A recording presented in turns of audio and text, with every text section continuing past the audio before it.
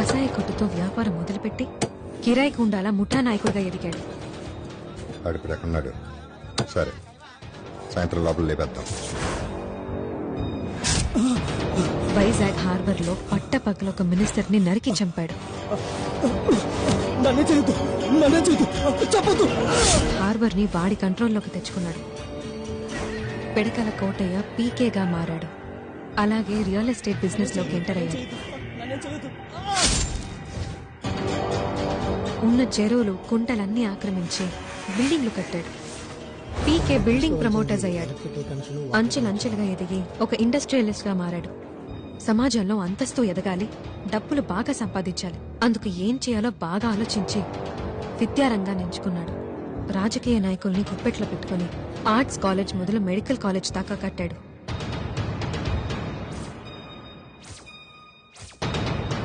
విద్యాదాతని తనకు తానే బిరుదు కూడా తగిలించుకున్నాడు. గంగారెడ్డి పీకే ఒక స్టేజ్కి ఎదిగిన తర్వాత వాడి క్రిమినల్ యాక్టివిటీస్ అన్ని వీడి చేతే చేయించేవాడు. కుదరదు, చేసుకుంటే వీడినే చేసుకుంటాను. ఆ దేవుడే దిగొచ్చినా నా మనసు మార్చుకోను. మనసు మార్చుకోవా?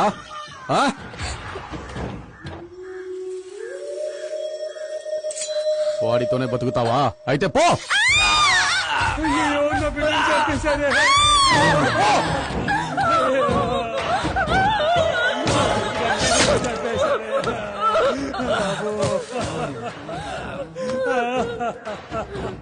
మహా అయితే 10 రోజులు ఏడుస్తుంది. మన కుల పరగిచ్చి పిలిచేయి. 10 నెలల మనవని ఎత్తుకుంటావు. కానీ వాడికో వీక్నెస్. వాడి పెళ్ళం అంటే వాడికి ప్రాణం. అన్నా, వదిన సూది మంది వేసుకోనని ఏడుస్తోంది. అనారోగ్యంతో చాలా రోజులుగా మంచానికి పరిమితం అయిపోయింది.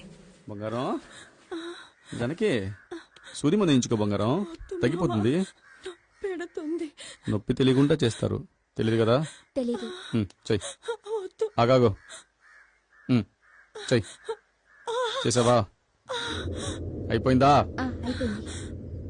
నొప్పి ఎట్లేదుగా? అంతే, తగ్గిపోతుంది బంగారం, తగ్గిపోతుంది. కాలేజ్ లో జాయిన్ అయ్యి 1 year అవుతోంది. ఎటువంటి ఫెసిలిటీ లేదు, టీచింగ్ స్టాఫ్ లేరు. మా చదువు కుంటుపడింది. ఒకరోజు నిరసన తెలిపి ఎవ్వరూ క్లాసులకు వెళ్లకుండా అందరం బయటే కూర్చున్నాం.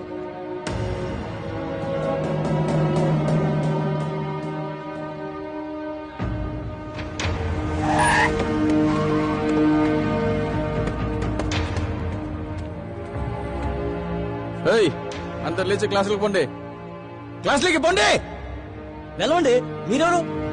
వెళ్ళి చైర్మన్ రమ్మండి. చైర్మన్ రావాలా? షూట్ చేసేస్తాను. లేచి వెళ్ళిపోండి.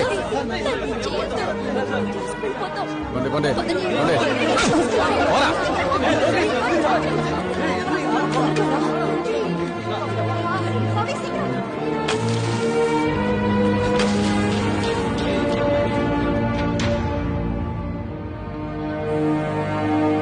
మీ నాన్న ఫోన్. ఏ మన సెట్ లో గవర్నమెంట్ మెడికల్ కాలేజ్ లో చేరిన వాళ్ళందరూ చక్కగా చదువుకుంటున్నారు. కానీ ఇక్కడ మనం ఎటువంటి ఫెసిలిటీస్ లేకుండా ఖాళీగా కూర్చొనున్నాం. ఇల్లమ్మి డబ్బులు కట్టిన అమ్మా నాన్నలకి నేనే సమాధానం చెప్పను. అప్పుడు మేమందరం కలిసి ఓ నిర్ణయానికి వచ్చి కౌన్సిల్ కి కంప్లైంట్ చేశాం.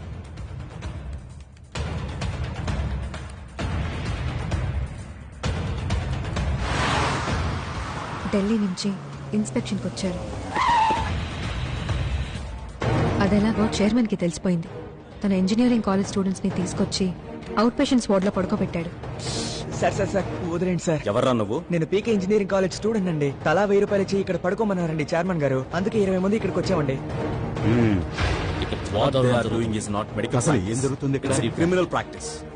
వాడి మనుషుల్ని తీసుకొచ్చి కాలేజ్ ప్రొఫెసర్స్ లాగా యాక్ట్ చేయించాడు. Anatomy professor. పల్స్ చూడండి. పల్స్ చూడండి.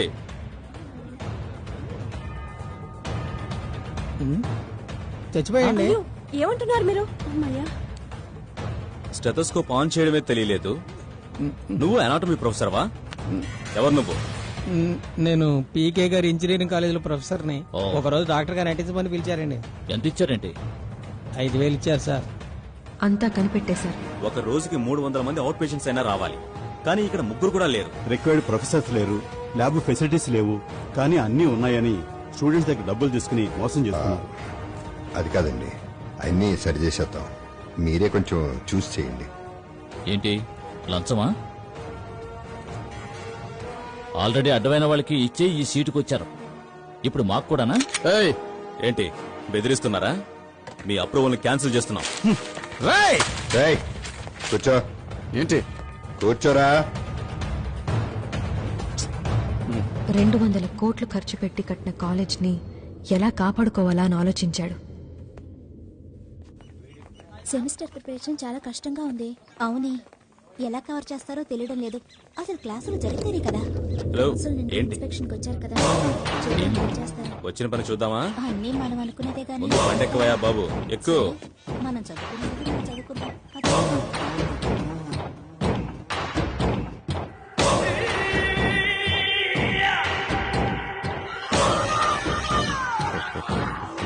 అప్పుడే వాడిలో ఉన్న మృగం క్రూరంగా ఆలోచించింది.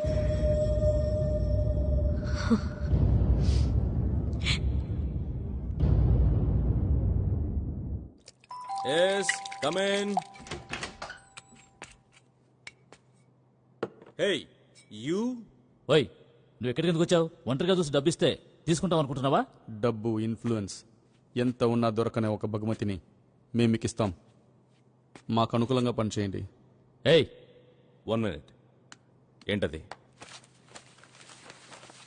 ఇందులో 60 అమ్మాయిల ఫోటోలు ఉన్నాయి. వీళ్ళలో మీకు ఎవరు కావాలన్నా 1/2 గంటలో ఇక్కడ ఉంటారు.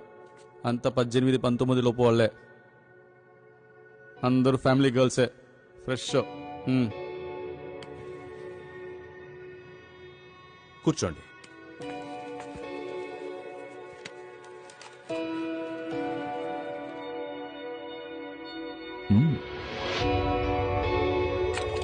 వీళ్ళెలా వస్తారు?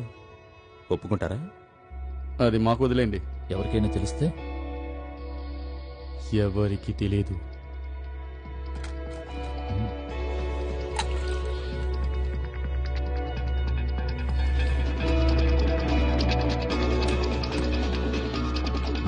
ఓకే.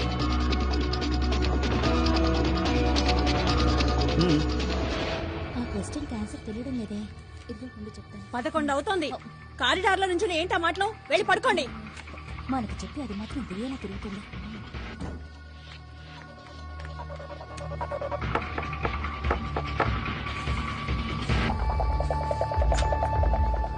మాధవి, అర్జెంటుగా ఒక పేషెంట్ కి ఓ నెగిటివ్ బ్లడ్ కావాల్సి వచ్చింది. వచ్చి ఇవ్వగలవా?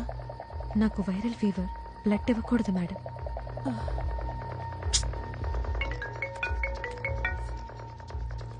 హలో, అమ్మాయి లేదు. ఏం చేద్దాం ఇప్పుడు? ఇంకెవరినైనా సెలెక్ట్ చేయండి.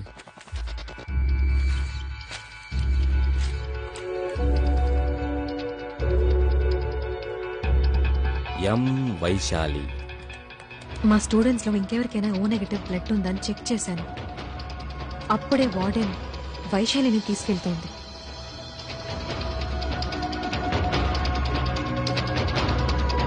వైశాలి బ్లడ్ గ్రూప్ ఏంటో చెక్ చేశాను.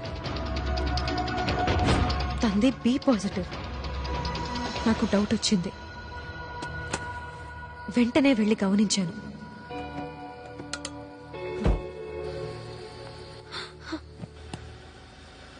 అక్కడ గంగారెడ్డి ఉన్నాడు.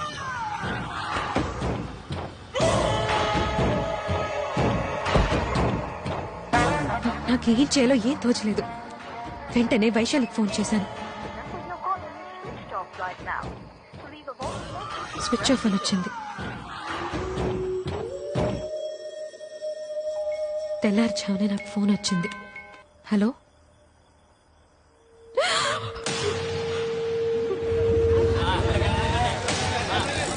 నాగండి. ఎవరమ్మా?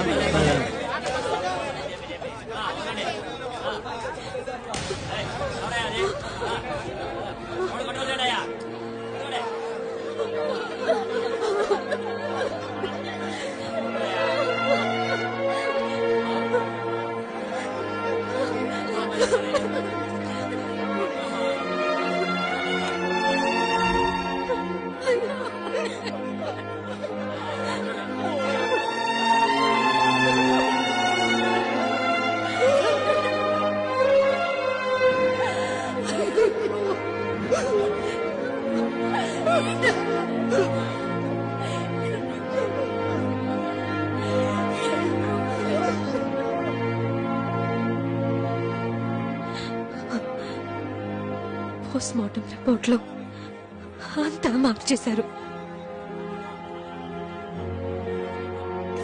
జరిగింది బయటికి చెప్తే మా కాలేజ్కి చెడ్డ పేరు. కానీ నిజం అందరికీ తెలియాలి. ఇలాంటి హాస్టల్లో ఉండే మధ్యతరగతి ఆడపిల్లలు smart phones, tabs, rich dress, jewels లాంటి ఆడంబర జీవితానికి ఆశపడి డబ్బున్న వాళ్లతో సంబంధం పెట్టుకుంటున్నారు. ఏంటి అలా అంటున్నాడు? ఈ అమ్మాయి తరచూ రాత్రులు బయటికి వెళ్ళేదంట. లేట్ నైటే తిరిగి వచ్చేదని విన్నాను. వార్డెన్ కూడా పిలిచి ఖండించారు. అవునండి, ఆ వైశాలి అసలు నా మాట వింటే కదా. ఈ అమ్మాయి మొత్తం మందులు కూడా తీసుకునేదంట. ఆ రోజు రాత్రి డ్రింక్ తాగిందని పోస్ట్ మార్టం రిపోర్ట్ కూడా చెప్తుంది. No! తను అలాంటి అమ్మాయి కాదు. నా ఫ్రెండ్ అలాంటి అమ్మాయి కాదు. చాలా మంచిది. ఆయన అబద్ధం చెప్తున్నారు. చూసారా, కూడా ఉన్న ఫ్రెండ్ కూడా నమ్మలేకపోతుంది. పాపం. సారీ.